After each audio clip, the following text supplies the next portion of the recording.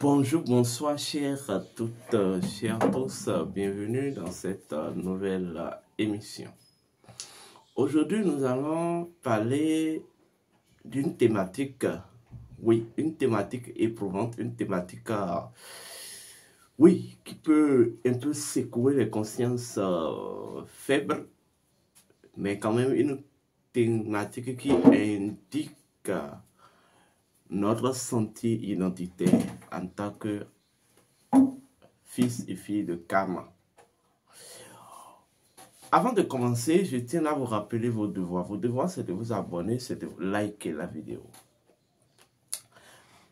Nous sommes les peuples noirs. Nous, l'encre, nous disposons sur le front le sceau de l'encre. Nous sommes les peuples noirs. Excusez-moi, nous disposons sur le front le sceau de l'encre. Oui. Il me plaît de vous rappeler ce que c'est qu'un peuple. Un peuple. D'abord, quand vous parlez d'un peuple, un peuple relève d'abord d'une réalité d'intérieur. Un peuple relève d'une vérité de profondeur. Un peuple relève d'une réalité de virilité. Quand on parle du peuple, un peuple, c'est une énergie qui tient. C'est une énergie qui tient. Donc, la symbolique même du peuple, le peuple est associé, vous voyez, à l'action virile, au cœur des profondeurs. Donc, lorsqu'on parle, on vous dit, voici tel peuple. Comprenez, quand vous parlez, ça signifie tout simplement, en langage métaphysique, voici l'héritage viril de telle profondeur ou de telle réalité originelle. Parce que chaque réalité originelle dispose de sa propre configuration. Et comme l'a dit le grand Jésus dans la Bible des chrétiens, le monde que tu vois est le monde que tu es. Le peuple n'est que l'expression, vous voyez, de la capacité d'une origine à se tenir, ou de la capacité de ténacité d'une origine ou d'une authenticité. Ça veut dire quoi? Le peuple relève du principe viril, du principe de la virilité. Et le peuple ne s'éteint pas. Le peuple tient, le peuple est éternel. Le peuple ne s'éteint pas. Quel est l'élément parmi les deux fonctions des mondes ancestrales qui symbolise l'éternité? C'est le principe viril. Vous comprenez? Donc, de façon symbolique et mythologique, cela retourne encore à la sexualité quand on parle du peuple. Parce que, en fait, un pays, c'est comme une matrice. Une terre est une matrice. Et une matrice, une matrice, voilà, une matrice dispose d'une forme de profondeur où la forme matricielle est d'abord profonde. Vous comprenez? Donc, le peuple est cette énergie qui tient et qui équilibre la matrice, cette matrice territoriale, cette terre. Donc, le peuple, c'est l'organe pénien. Le peuple est comme l'organe pénien qui tend, qui est tendu et qui est censé, en fait, équilibrer l'organe vaginal en tant que matrice, en tant que, vous voyez, instance de profondeur. Voilà pourquoi lorsque un peuple perd sa dignité, il a tout perdu. Parce que c'est grâce à la dignité d'un peuple, c'est la dignité d'un peuple qui énonce sa ténacité. Un peuple se résume à sa dignité et à sa ténacité. Ces deux expressions, ces deux facultés sont des facultés de la virilité. La meilleure manière de reconnaître un peuple, étudier son histoire et regarder son élan de dignité et son élan en fait de ténacité. Un peuple est associé de façon symbolique à Horus. Oui, Horus l'enfant. Vous voyez, qui doit tenir debout dans la maison d'Isis. Et c'est en ça qu'on dit souvent peuple debout. Horus qui doit tenir debout sur la terre de ses ancêtres. La terre de ses ancêtres, c'est la matrice. Horus qui doit tenir debout sur le trône. Ou qui doit tenir debout près du trône. Vous voyez? Maintenant, quand on dit Horus est assis sur le trône, c'est pour parler de l'ancrage d'Horus à l'énergie matricielle. Donc, en fait, cela signifie la connexion du peuple à sa source tellurique. Donc, le peuple relève de l'énergie matriarcale, c'est-à-dire de l'énergie des profondeurs, mais vient apporter, en fait, puisque quand on parle des profondeurs, les profondeurs sont essentiellement liées à ce que je vais appeler l'obscurité. Quand on parle de l'obscurité, l'obscurité ne veut pas dire forcément la négation. Quand on parle des profondeurs, c'est lié à l'occultisme. C'est lié à l'ombre. C'est lié au caché. Donc, le peuple est cette instance qui apporte la lumière dans l'obscurité, qu'est la matrice, qu'est la terre, qu'est la source tellurique. Ça veut dire que sans peuple, une terre s'évapore de son énergie. C'est le peu qui vient apporter, en fait, de la retenue dans un pays ou dans une nation. Voilà pourquoi vous ne pouvez pas, tous les systèmes qui ont toujours cherché à brimer, oppresser éternellement les peuples, ou les peuples plutôt n'ont jamais été éternels. Tous les systèmes politiques d'ailleurs. Vous comprenez? Alors, la terre se nourrit de l'énergie du peuple. Voici pourquoi, dans le langage africain, pour parler voilà, les anciennes, les Minona ou les reines mères désigne l'homme en tant que calebasse à eau, leur calebasse à eau, parce que le pénis apporte de l'eau au vagin pour étancher la soif du vagin. Donc c'est la même chose que toutes autres formes, on dira que la terre,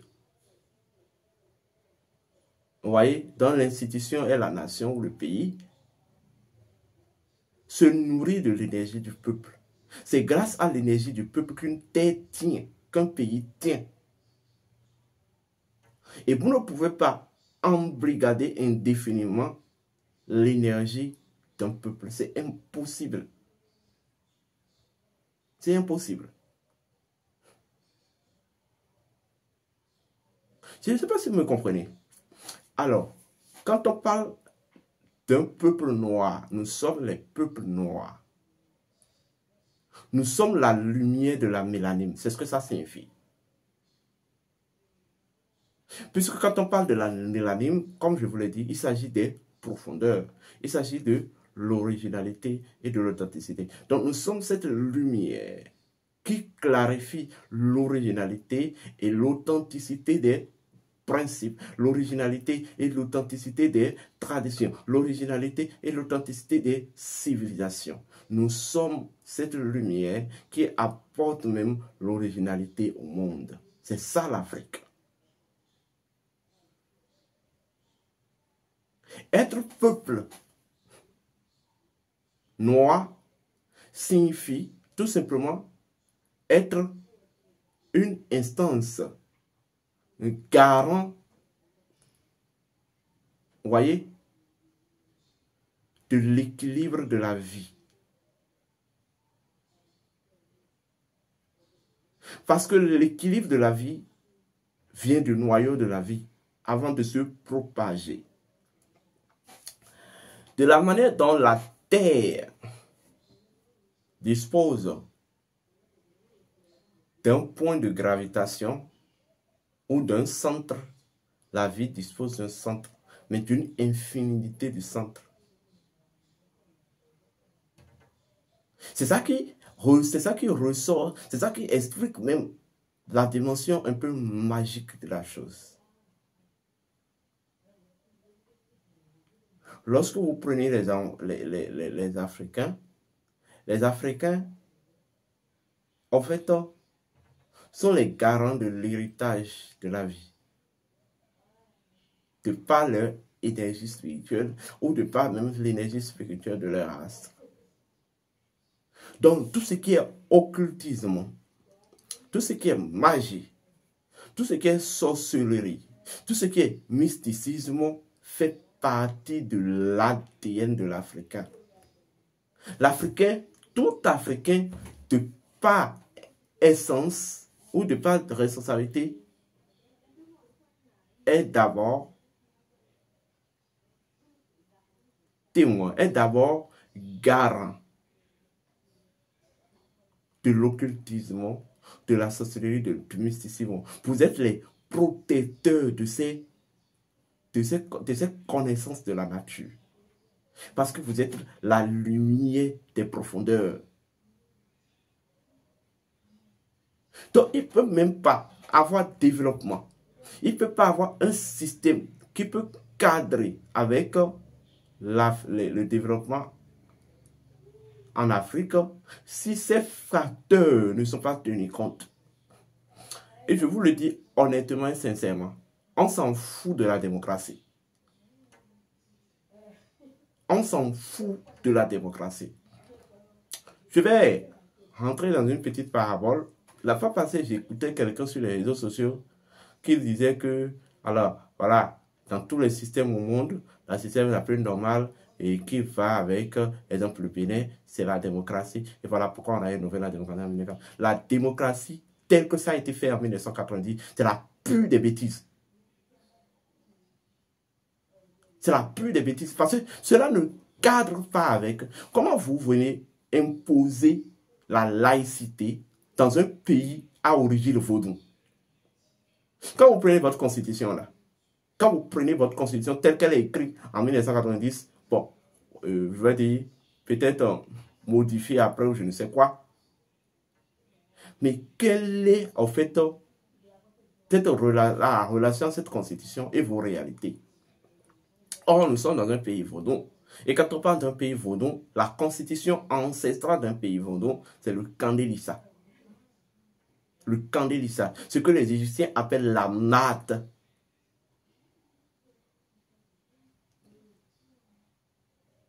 Donc, vous trouvez qu'en Afrique, vous avez votre maison, vous comprenez? Et en tant que propriétaire de maison, vous dites que vous avez le même droit que tous ceux qui sont dans la maison. C'est ce que cette histoire de cette connerie de laïcité la cache en fait. On sait que les traditions et les civilisations, les traditions et les spiritualités ancestrales préexistaient à toutes les religions en Afrique. Mais c'est comme si vous venez, vous vous présentez sur notre terre et vous dites que oui, en tant que religion, vous disposez du même droit que nos traditions et autres. Mais c'est du bêtise. C'est du bêtise. Cette histoire de démocratie qui était un vent qui a soufflé sur l'Afrique depuis les années 90 était un parodie occidental. C'était un parodie occidental. Ça a été une décision qui a été prise par les loges maçonniques, les loges occidentaux. Voilà pourquoi en 1990, dans les années 90, ça s'est imposé au pays. Certains idiots pensent qu'ils ont lutté. Vous avez lutté, oui, pour enchaîner vos peuples. Les peuples africains doivent en fait œuvrer pour leur propre indépendance. C'est le moment de vous réasseoir et de penser à un système, de remettre en cause tout et de penser à un système qui en fait cadre avec vos réalités. Vous ne pouvez pas établir un système de développement si elle n'implique pas la sorcellerie. C'est impossible. Je vous le dis, hein. Aujourd'hui, il y a quelque chose qu'on vous appelez incendie diplomatique. Peut-être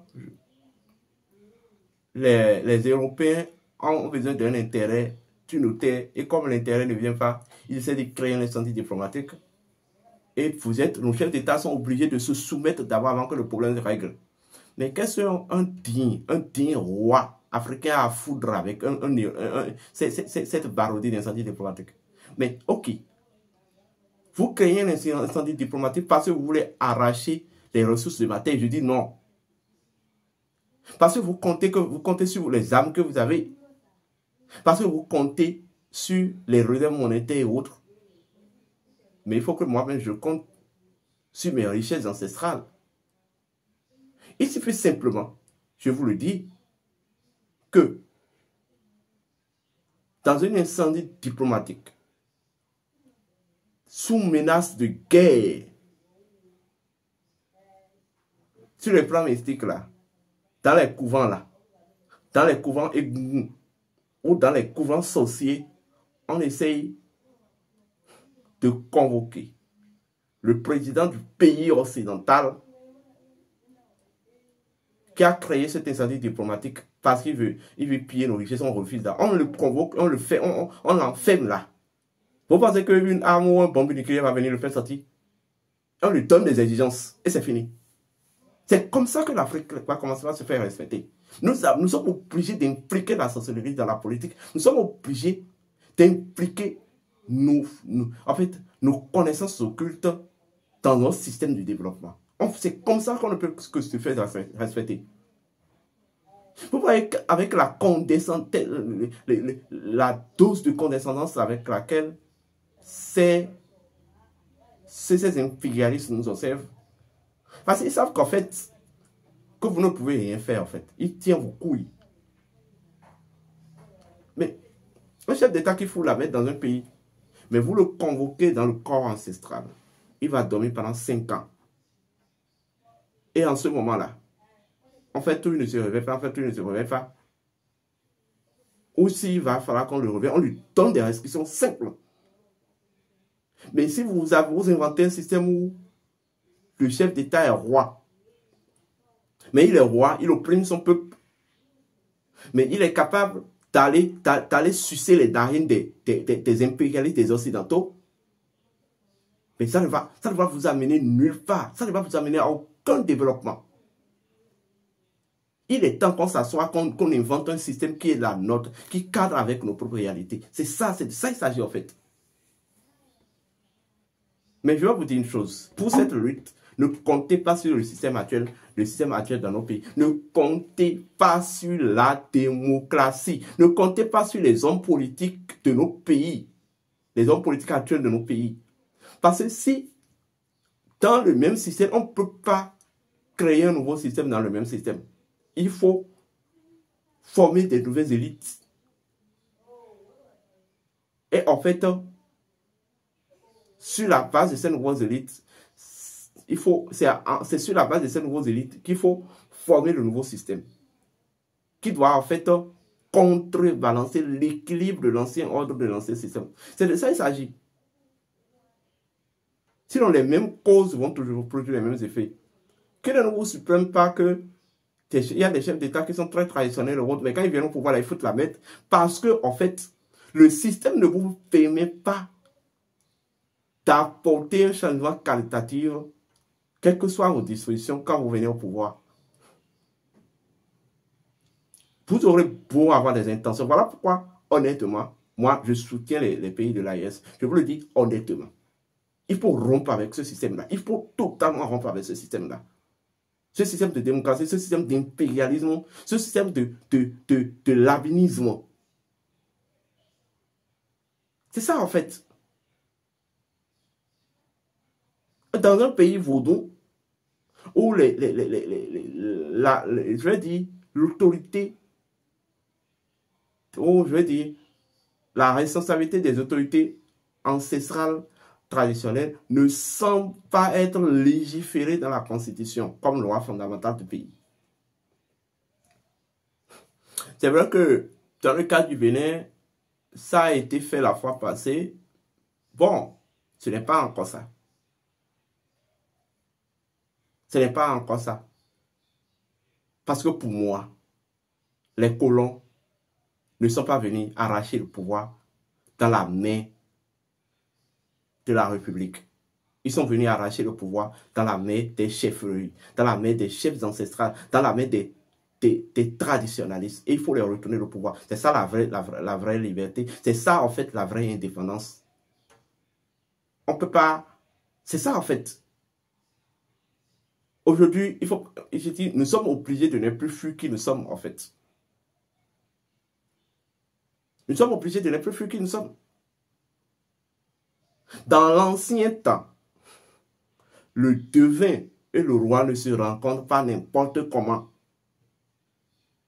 Quand le devin et le roi doivent se rencontrer sur une voie, ça veut dire qu'il y a souci. Le roi qui incarne le pouvoir politique, le devin ou le chef traditionnel qui incarne le pouvoir en fait ancestral ou le pouvoir, voilà, le pouvoir cultuel. Mais le système tel que c'est, le système actuel ne peut pas servir de boussole pour la reconnaissance des chefferies traditionnelles. Le système démocratie actuel ne peut pas servir de boussole. C'est impossible. Il faut un autre système taillé à la mesure de nos réalités qui peut reconnaître et accepter cette réalité-là. Et accepter nos us et coutumes. C'est ça en fait. Maintenant, comme je disais dans le thème, nous sommes les peuples noirs. Nous portons le sceau de l'encre. Quand on parle de l'encre, il s'agit tout simplement de l'entité spirituelle de la croix de vie. Il s'agit de la croix de vie. L'encre, c'est le sceau de l'équilibre de la vie.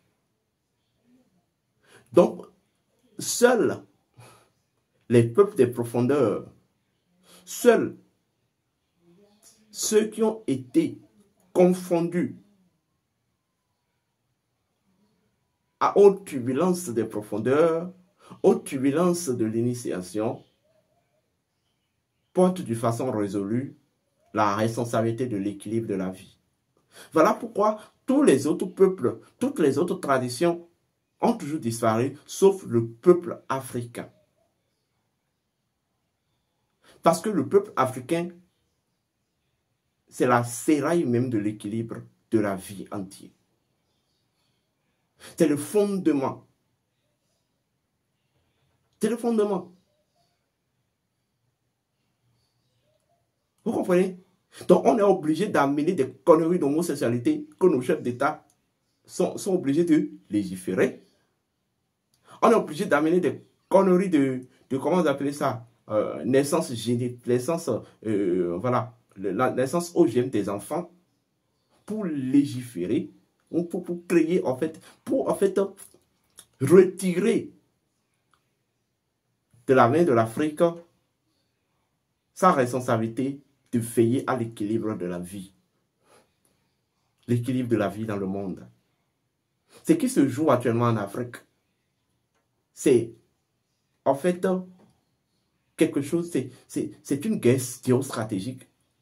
Et ils ont compris que pour gagner cette guerre géostratégique, il faut d'abord trouver, infiltrer, effacer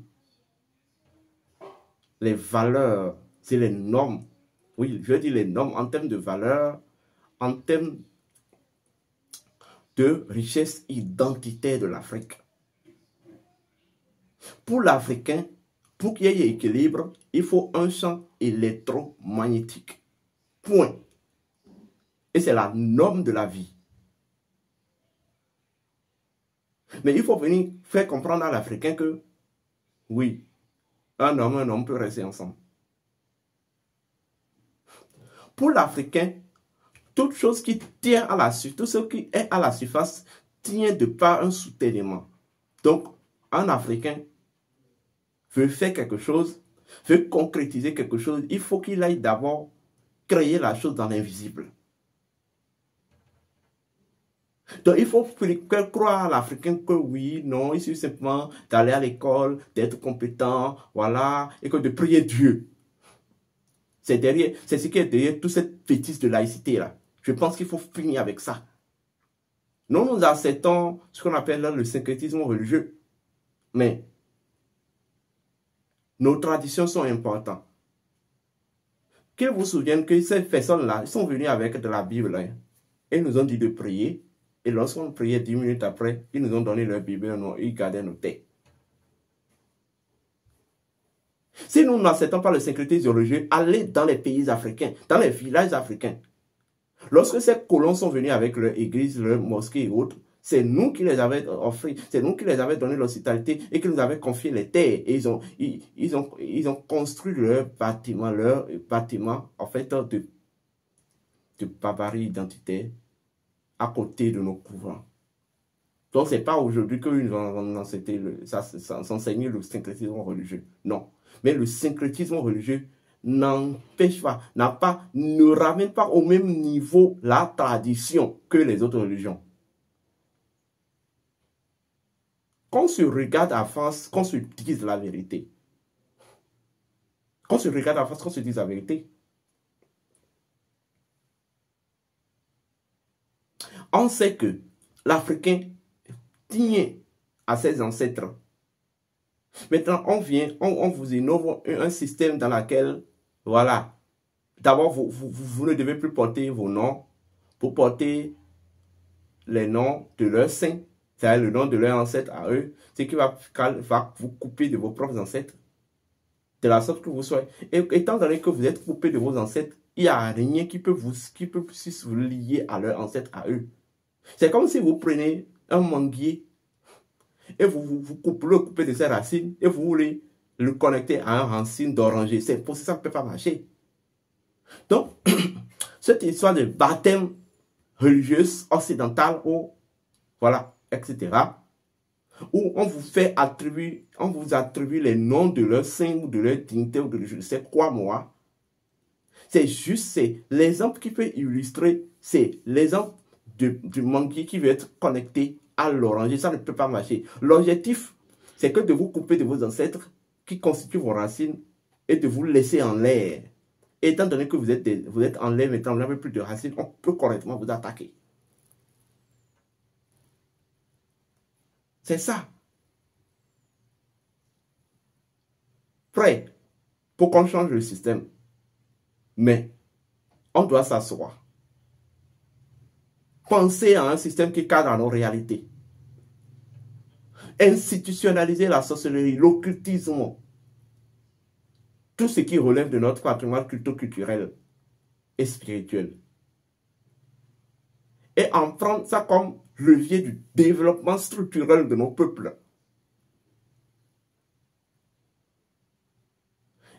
Ça, si vous me comprenez, qu'est-ce que l'Africain authentique a à foudre avec les avions? Excusez-moi. Si nous savons que, en fait, nous disposons des technologies par lesquelles nous pouvons voyager dans l'espace sans des engins moteurs. Je vais parler du FIFOBO ou de la dissémination. Donc, nous pouvons créer alors des agences de voyage ancestrales alors, basées sur uniquement cette technologie.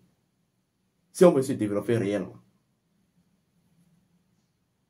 Le développement, ce n'est pas lorsqu'on répète bêtement ce que les autres ont fait. Le développement, c'est lorsque, même dans ce que les autres ont fait, soit même on apporte sa touche spéciale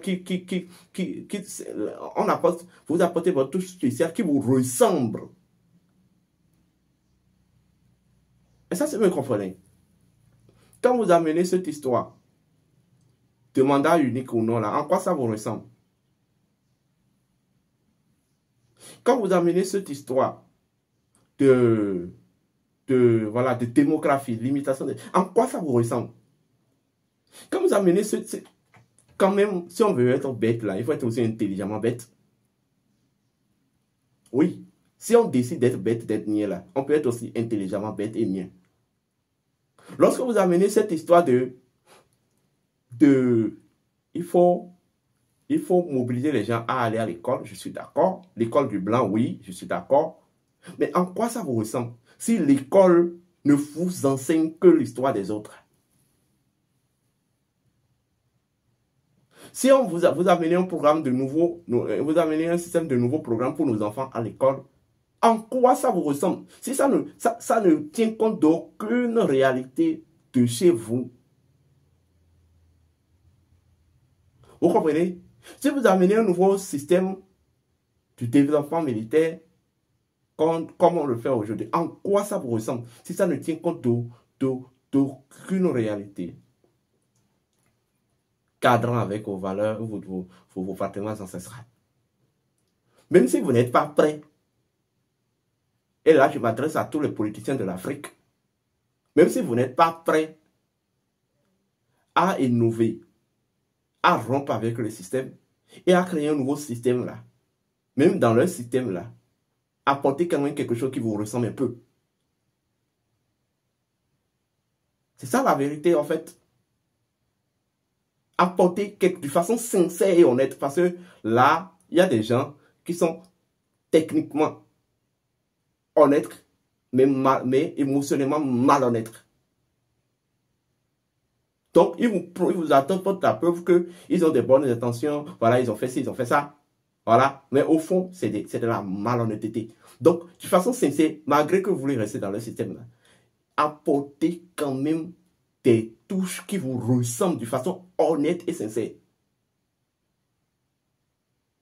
Pas faire comme si vous êtes de la tradition le matin et le soir, allez faire allégeance à leur dieu impérialiste.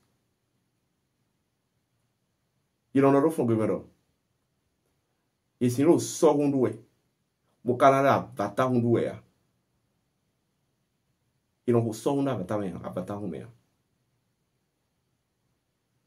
Ça veut dire que le zandoué, c'est un recruteur. C'est ça en fait. J'ai envie de m'arrêter là aujourd'hui. Les histoires d'opposants mouvanciers, moi, je ne suis pas dedans. C'est simple, hein.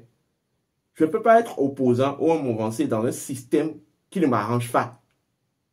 Le système démocratique, le système de développement des peuples que les colons nous ont imposé ne nous arrange pas. Donc, moi, je ne peux pas faire une lutte dans ce système-là. Je suis désolé, je ne ferai pas de la politique. Il faut un nouveau système. Lorsqu'on va s'asseoir pour innover notre nouveau système, d'accord.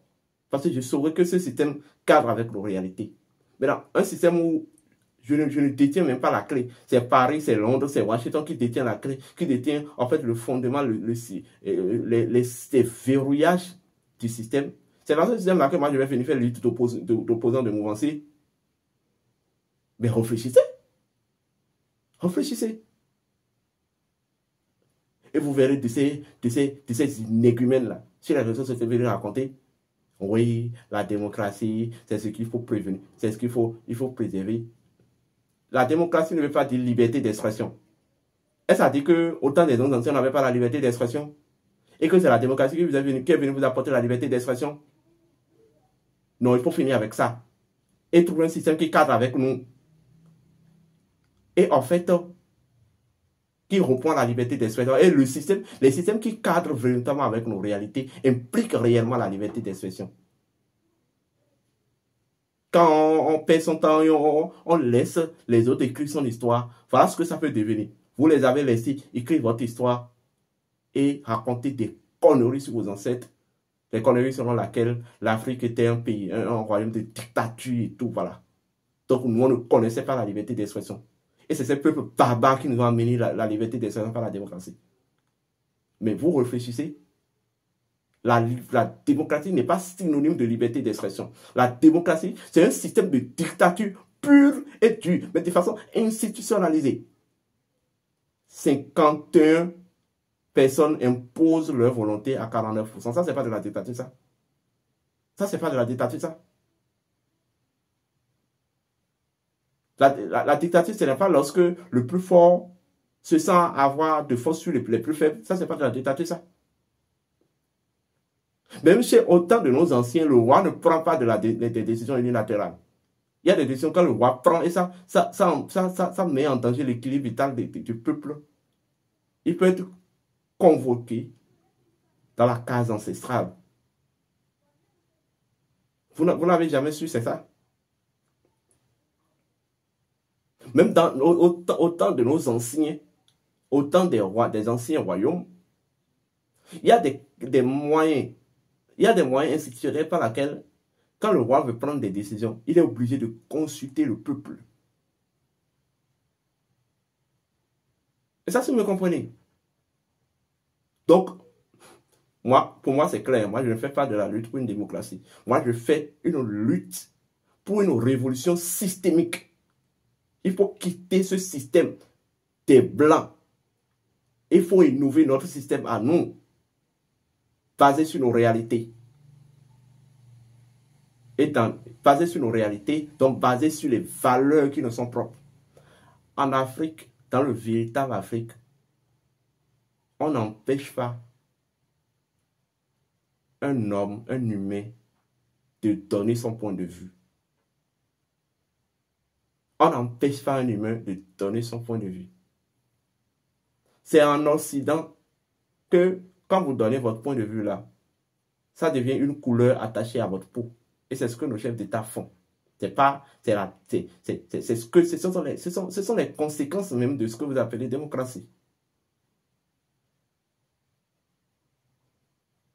Vous voyez? Donc, voilà. Je vous remercie. Je suis disposé. Nous sommes disposés à travailler pour un changement systémique intégral. Donc cela n'implique pas que le côté politique, cela implique même le côté identitaire et spirituel. Et moi, je préfère rester uniquement dans mon côté identitaire et spirituel.